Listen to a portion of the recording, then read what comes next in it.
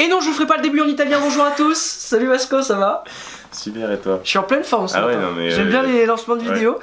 Aujourd'hui, on va parler Serie A, évidemment, avec quelques matchs qui nous intéressaient. Le titre, il est joué, pour moi, il est fait. La Juve s'est imposée face à Pescara, 2-0. Seul bémol. Blessure de Dybala à la cheville, donc incertain pour le match retour à Barcelone. Ouais, c'est vrai. Doublé de Higuain. Non, vraiment beau match de la Juve, enfin bon match de la Juve qui s'est imposé et qui pour moi encore une fois a validé son ticket pour son titre pour la Serie A et donc évidemment son ticket pour la Ligue des Champions l'année prochaine. Exactement.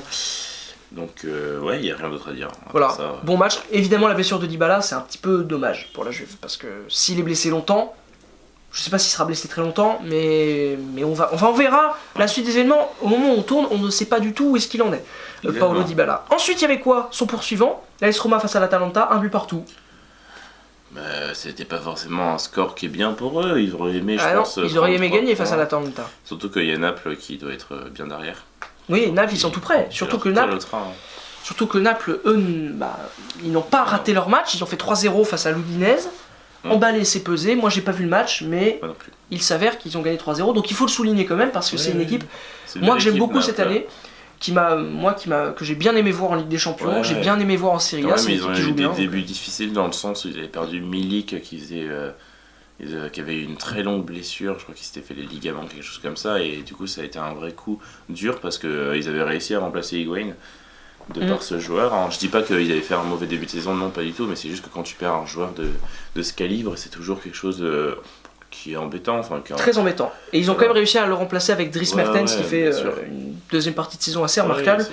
Donc bravo Napoli. Et puis évidemment, comment on ne pourrait pas en parler, même si ces deux équipes ne sont pas forcément en haut du classement, le derby milanais, l'Inter, l'AC Milan.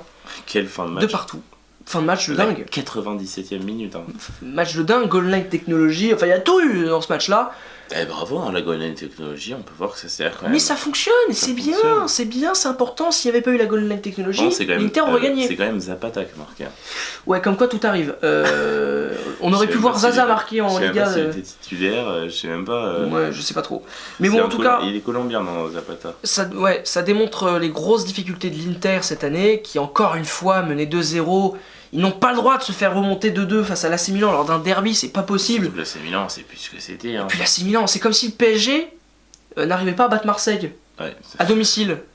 Oui, ça se serait. Ah zut, ça c'est déjà. On me dit dans l'oreillette qu'il n'existe pas que ça s'est déjà passé. Mais il y a longtemps. Mais il y a longtemps, et puis bon, c'était en plus un match catastrophique. Même chez eux, le Marseille ne batte pas. Oui, enfin bon, bref, on va pas en parler, on va éviter de ça. Non, mais voilà, c'est un peu dommage quoi. L'Inter, ils n'ont pas le droit de faire ce genre de faux pas. Et puis en plus de ça, c'est un peu dommage parce qu'ils ont des envies de faire des gros transferts cet été. Ils ont notamment parlé de Mbappé, bon, ça s'enflamme un peu. Les deux clubs sous pavillon chinois quand même, parce que c'est vrai que récemment ils viennent d'être achetés officiels. Ça y est, plus de Berlusconi à la Milan a été racheté par des Chinois, décidément ils sont partout. Des Chinois, comme le GC Nice qui a été racheté par, enfin qui a une part de Chinois aussi. Oui, et quel club aussi, j'ai vu que Lyon aussi un peu. Les investisseurs, ouais c'est ça. Bah aussi donc l'Inter Milan qui est aussi je crois sous pavillon, voilà, sous pavillon rouge. Leicester c'est ils sont c'est des Malaisiens ou des Indonésiens, je vais pas dire en tout cas on voit que c'est vrai en tout cas on voit que les Chinois commencent à investir énormément dans le foot, que ce soit dans leur propre championnat. Mais moi je vois dans leur propre championnat ils dépensent des sommes folles pour des joueurs qui ont 30 ans aujourd'hui et qui vont à Disneyland ou alors ratent des pénaltys alors que de base sont censés être très bons quoi. Enfin bon voilà. C'était un peu tout ce qu'on pouvait dire sur la Serie A. Exactement. J'espère que vous avez apprécié cette petite vidéo. On vous dit à la prochaine. C'est mieux. Sans oublier qu'il faut s'abonner, partager, commenter, donner son avis. Et puis, comme tu l'as dit, on se retrouve pour de prochaines et de nouvelles vidéos. Merci beaucoup d'avoir regardé. A plus. Au revoir. Bon, je pense que...